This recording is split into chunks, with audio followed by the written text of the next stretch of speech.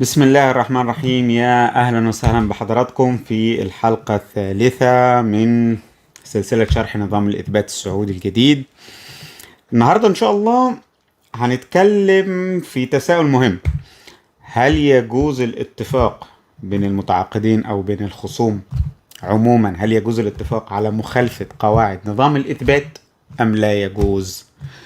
ندخل في الحلقة ونشوف الموضوع ده عشان ما نضيعش وقت حضراتكم. قبل ما ندخل في الحلقة ما تنسوش الاشتراك في القناة، عشان ان شاء الله كل يوم اثنين وخميس هتكون مخصصة لشرح نظام الإثبات، وهنحدد يومين تانيين ان شاء الله هيكونوا مخصصين لشرح نظام الشركات الجديد او نظام قانون الشركات السعودي الجديد اللي هو لسه صادر. ويلا بينا.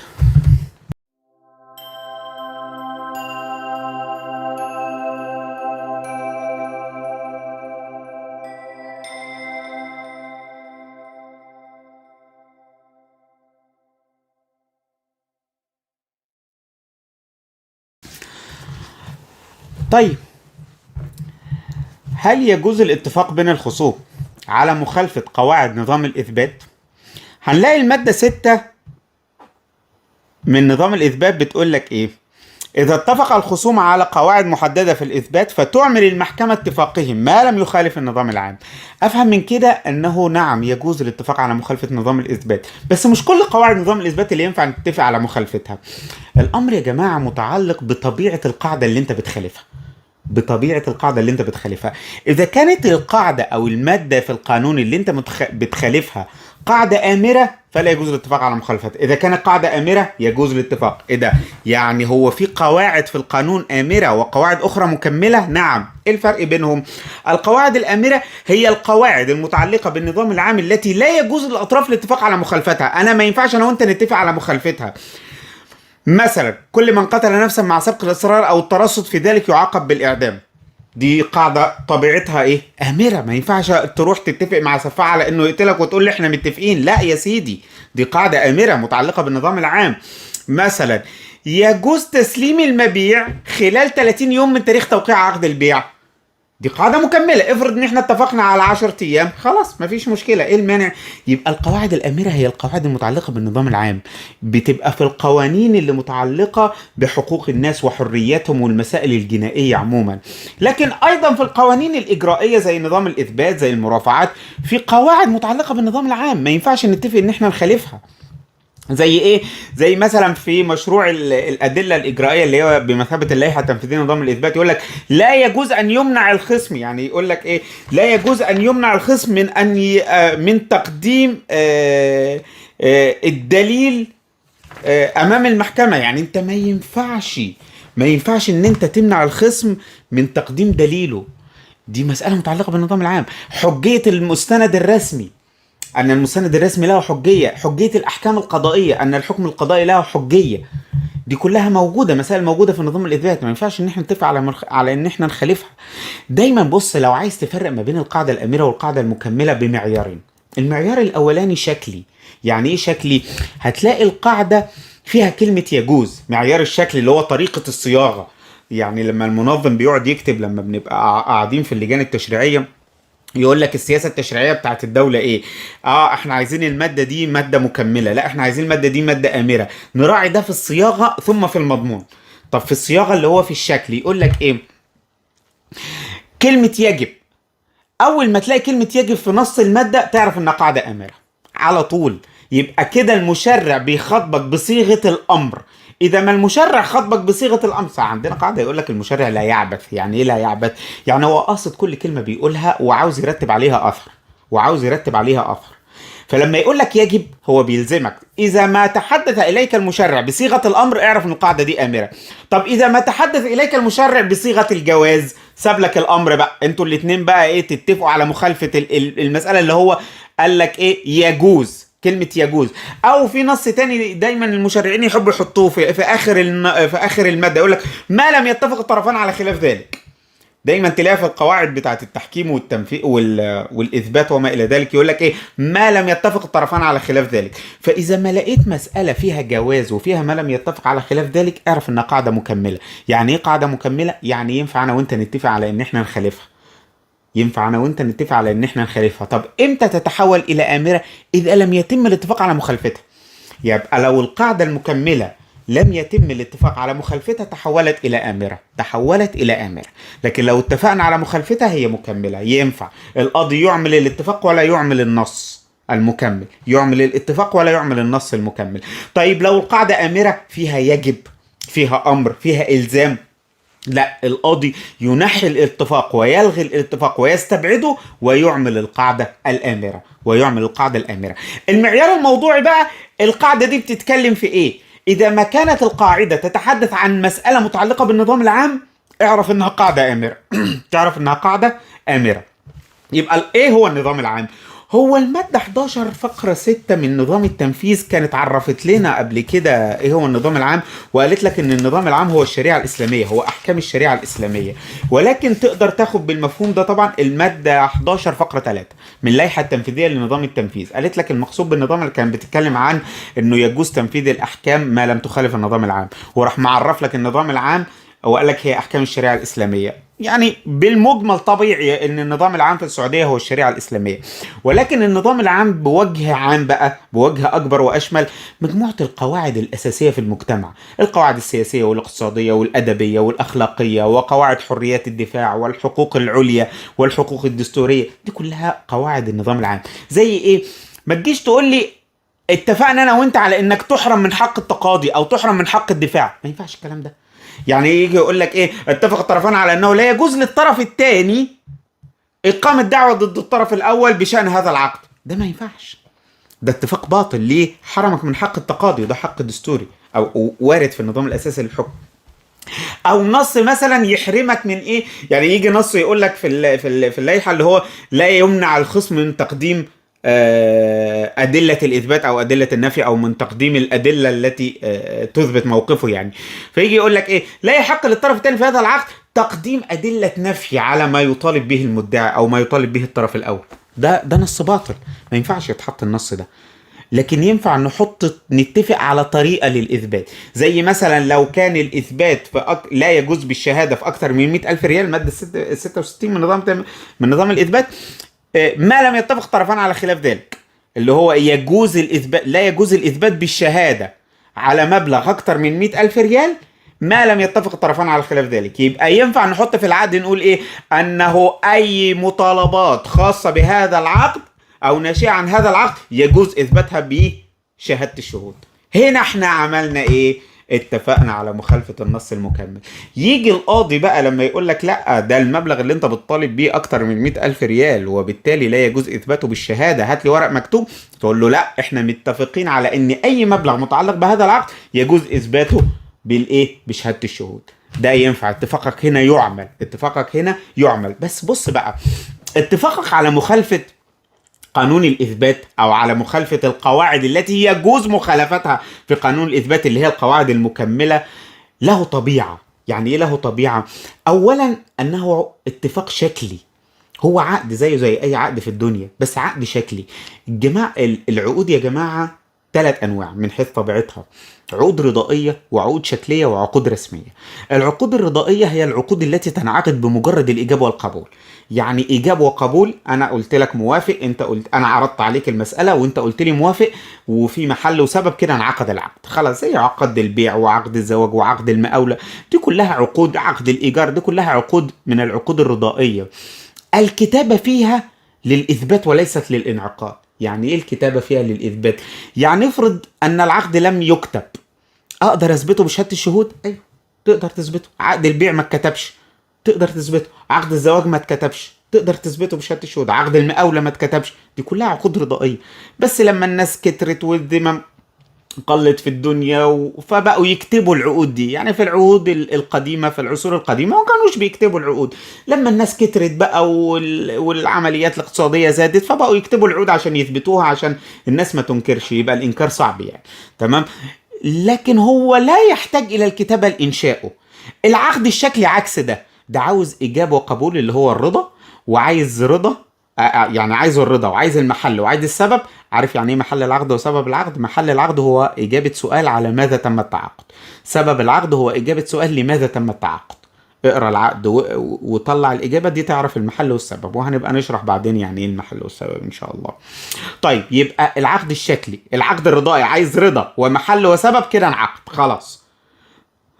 العقد الشكلي لا، عايز رضا ومحل وسبب وكتابة. يبقى الكتابة في العقد الشكلي للانعقاد ولا للإثبات؟ للانعقاد. الكتابة في العقد الشكلي للانعقاد. لو ما اتكتبش ما اتولدش، مفيش عقد أصلا.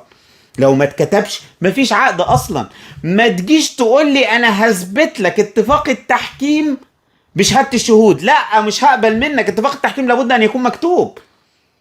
ما تجيش تقول لي أنا هثبت لك اتفاق طرق الإثبات بشهاده الشهود. احنا اتفقنا يا قاضي على طرق اثبات محدده، فانا هثبتها لك بشهاده الشهود. اقول لك مش هقبلها منك اصلا. ليه؟ لان الاتفاق على طرق الاثبات لابد ان يكون مكتوبا. الكتابه عنصر من عناصر خلق هذا الاتفاق، عنصر من عناصر ولاده الاتفاق، عنصر من عناصر انشاء الاتفاق.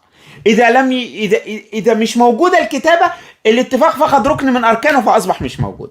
يبقى هو عقد شكلي. العقد الرسمي عايز رضا ومحل وسبب وكتابه وتوثيق. طيب يبقى الاتفاق على طرق الاثبات لابد فيها من الكتابه، لانها تصنف او تكيف من العقود الشكليه التي الكتابه ركن من اركانها، واذا لم تكتب لم تولد، لو ما اتكتبتش ما اتولدتش. الحاجه الثانيه بقى والمهمه في طبيعه الاتفاق دوت، يقول لك في مشروع الادله، يقول لك يكون التمسك بوجود الماده 9 مشروع اللائحة التنفيذية لو يسمى الأدلة التنفيذية، يكون التمسك بوجود الاتفاق على قواعد محددة في الإثبات عند رفع الدعوة أو تقديم مذكرة الدفاع الأولى بحسب الأحوال، وإلا سقط الحق في التمسك به. احنا قلنا ان اتفاق على وجود طرق إثبات ده اتفاق شكلي. تمسكك بهذا الدفع أمام المحكمة، يعني ايه تمسكك بالدفع ده امام المحكمة؟ هو ايه الفرق بين الطلبات والدفوع؟ الطلبات هو كل ما يبدى امام المحكمة بغرض الحكم ليك. الدفع هو كل ما يبدى امام المحكمة او هيئة التحكيم بغرض عدم الحكم عليك. يعني لما تيجي تقول لي ايه، انا عايز منك 1,000,000 ريال قيمة قطعة الارض، ده طلب. لما ترد عليا تقول لي انا سبق وسددت لك 1,000,000 ريال بموجب المخالصة المؤرخة في كذا، ده دفع. واضح؟ ده الفرق بين الطلبات والدفوع. مين اللي بيقدم الطلبات؟ المدعي. مين اللي بيقدم الدفوع؟ المدعي عليه. جميل. الدفع بوجود اتفاق تحكيم او التمسك بوجود اتفاق، مش اتفاق تحكيم، التمسك واتفاق التحكيم برضه لابد من ابدائه قبل الدخول في الموضوع. التمسك بوجود اتفاق طرق الاثبات لابد ان يبدأ عند اول لحظة لاتصال الخصم بالمحكمة. هو انت اول حاجة بتعملها كمدعي في الخصومة القضائية ايه؟ تقديم الطلبات.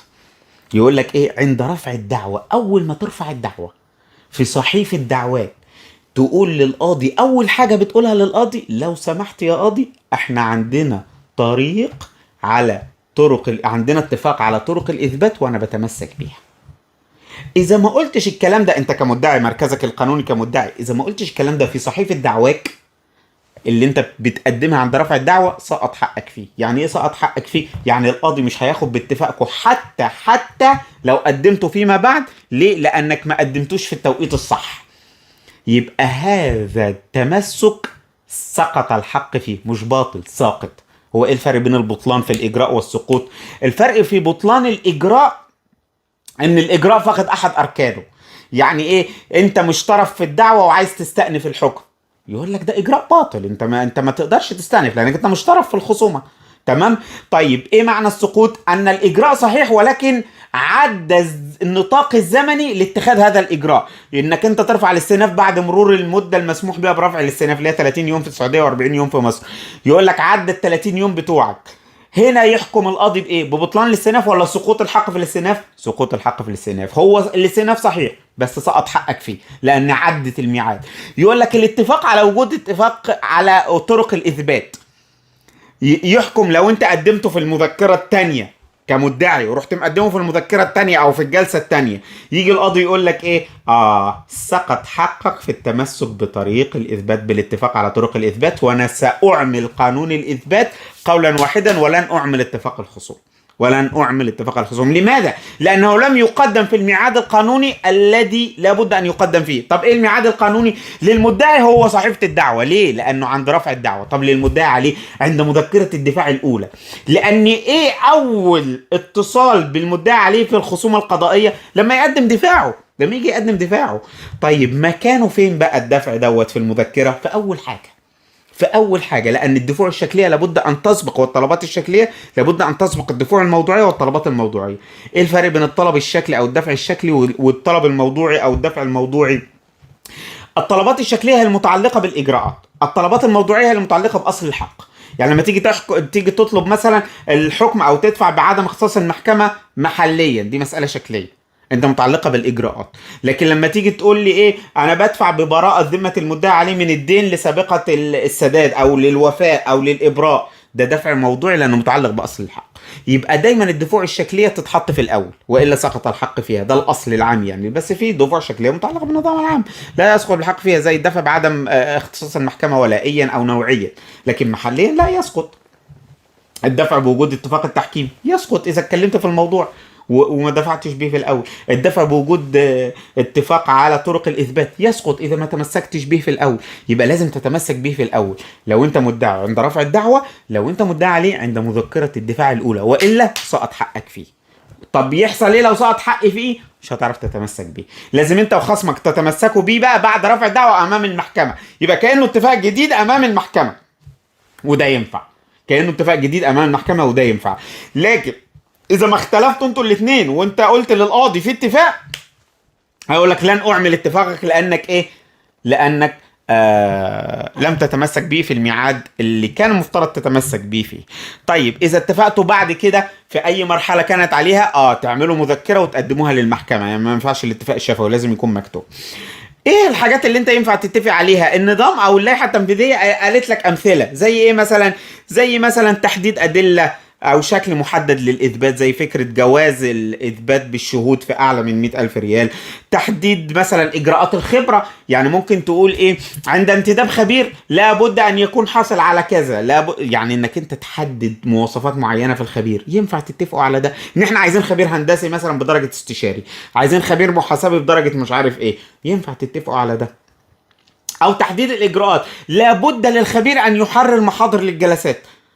احنا لما نقعد مع الخبير، بتقولوا انتوا بتتفقوا على كده ان احنا كمدعي لما نقعد مع الخبير لازم يعمل محضر جلسه. يعني ايه يعمل محضر جلسه؟ يعني يفتح محضر ويثبت فيه اقوالي ويثبت فيه اقوال خصمي ويثبت فيه المستندات اللي انا قدمتها والمستندات اللي خصمي قدمها ونمضي عليه. ليه؟ عشان يبقى طريقه عمل الخبير تحت رقابه القضاء، تحت رقابه المحكمه. يبقى المحكمه تبقى عارفه الخبير سمع ايه وما سمعش ايه. واضح؟ يبقى انت كده اتفقت على طريقة عمل الخبير. ينفع تتفق على ده. طيب ينفع كمان تتفق على قبول نتيجة تقرير الخبير. المادة 10 من اللائحة التنفيذية او مشروع اللائحة التنفيذية يقول لك ايه؟ للنظام الاثبات يقول لك قبول نتيجة تقرير خبير. هو احنا ينفع مسبقا نتفق على قبول النتيجة؟ ان احنا بنقول مثلا اتفقنا عند الخلاف يتم انتداب خبير هندسي او محاسبي على ان يكون التقرير النهائي لعمل الخبير ملزم للطرفين. ينفع الاتفاق على ده؟ ينفع الاتفاق على ده ما لم يكن تقريره مخالف للنظام العام. لو كان تقريره جه في حاجه مخالفه للنظام العام، القاضي من حقه يستبعدها. طيب هو الاصل ان تقرير الخبير ملزم؟ لا، الاصل انه مش ملزم للقاضي، ان القاضي ياخده على سبيل الاستئناس، على سبيل الاستدلال. لكن اذا الخصوم اتفقوا على النتيجة دي، اصبح الالزامية جت من تقرير الخبير ولا من اتفاق الخصوم؟ من اتفاق الخصوم. هو اي حاجة الخصوم يتفقوا عليها هي ملزمة امام القاضي ما لم تكن تخالف النظام العام. بس هل الاتفاق ده يصح قبل وجود نتيجة الخبير؟ الاصل انه لا يجوز الاتفاق على محل غير موجود، واتفاق الخبير وتقرير الخبير النهائي عند الاتفاق غير موجود، الا استثناء اذا نص المشرع على ذلك. فالمشرع سمح لك انك انت تقبل نتيجة الخبير قبل بدء اعمال الخبرة، سمح لك بده. فاذا ما المشرع سمح لك بده خلاص ينفع تمام، بس لازم تثبت للمحكمة وجود مثل هذا الاتفاق، ولابد أن يكون هذا الاتفاق إيه؟ لابد أن يكون هذا الاتفاق مكتوبا. إذا المحكمة رأت ان اتفاق الخصوم على طرق اثبات معينه في شيء مخالف للنظام العام تستبعد ده. بس في حاجه بقى في مشروع الادله في الماده 11 يقول لك ايه؟ تعمل المحكمه في جميع الاحوال اتفاق الخصوم على اجراء من اجراءات الاثبات، ويجب اثبات ذلك عند اتخاذ الاجراء. يعني المحكمه بتقول ان هم اتفقوا على كذا وانا هطبقه. اذا لم تاخذ المحكمه باتفاق الخصوم لمخالفه النظام العام، اتفاق الخصوم على ايه؟ على طريق من طرق الاثبات او اي مساله متعلقه بالاثبات لمخالفة النظام العام. احنا قلنا النظام العام اللي هو الشريعة الإسلامية أو مجموعة القواعد الأساسية اللي موجودة في المجتمع السعودي، فعليها أن تبين وجه المخالفة. يبقى المحكمة هنا ملزمة بإيه؟ بالتسبيب في حكمها لاستبعاد اتفاق الخصوم على إجراء من إجراءات الإثبات. إذا لم تقوم المحكمة بذلك كان حكمها معيبا بعيب القصور في التسبيب. مخالفة يقول لك إيه؟ من اسباب الاستئناف او من اسباب النقض. ما اصل انت لما تيجي تعمل نقض على ناجز مش هتلاقي سبب اسمه قصور في التسبيب، هتلاقي سبب اسمه مخالفة احكام النظام. خش على السبب ده وتقول انه تم مخالفة المادة 11 من ادلة الاجراءات الاثبات بعدم تسبيب المحكمة لاستبعادها لاتفاق الخصوم لوجود اتفاق على طريق من طرق الاثبات وهو كذا وكذا وكذا. تمام، يبقى القصور في التسبيب وجه من اوجه مخالفة تطبيق القانون اذا ما استلزم القانون تسبيب المحكمة لاجراء من اجراءات او حيثية من حيثيات حكمها. هنا المشرع بيقول لك ايه او المنظم بيقول لك ايه؟ ان المحكمة اذا استبعدت اتفاق الخصوم لمخالفة النظام العام وجب عليها ان تبين وجه هذه المخالفة. لازم تقول انت بتستبعد ليه؟ عشان مخالفة. يبقى المسألة دي مسألة قانون خاضعة لرقابة محكمة النقض، المحكمة العليا هي اللي تشوف. يا محكمة انت استبعدت اتفاق الخصوم لمخالفة النظام العام، طب ايه هو النظام العام اللي هم خالفوه؟ يجي القاضي يقول لك والله هم خالفوا كذا وكذا وكذا، ده خاضع لرقابة المحكمة العليا. عشان يقول لك لا، اللي انت بتقوله يا قاضي بتاع اول درجة او بتاع الاستئناف، اللي انت بتقوله ان ده نظام عام، ده مش نظام عام، وبالتالي يعمل اتفاق الخصوم. يبقى لما المشرع يوجب على المحكمة التسبيب في مسألة معينة، افهم انه عاوز يخضع هذه المسألة لرقابة المحكمة العليا. يبقى هي مطعن من مطاعن النقد، مطعن او سبب من اسباب النقد. شكل السبب ايه؟ القصور في التسبيب في وجه عدم اعمال النص كده من النظام. واضح يا اساتذه؟ ده اللي كنا عايزين نقوله على مسألة جواز الاتفاق على مخالفة احكام نظام الاثبات. سامحونا على الاطالة، ما تنساش الاشتراك في القناة، وان شاء الله نشوفكم يوم الخميس القادم في الحلقة 4. شكرا جزيلا.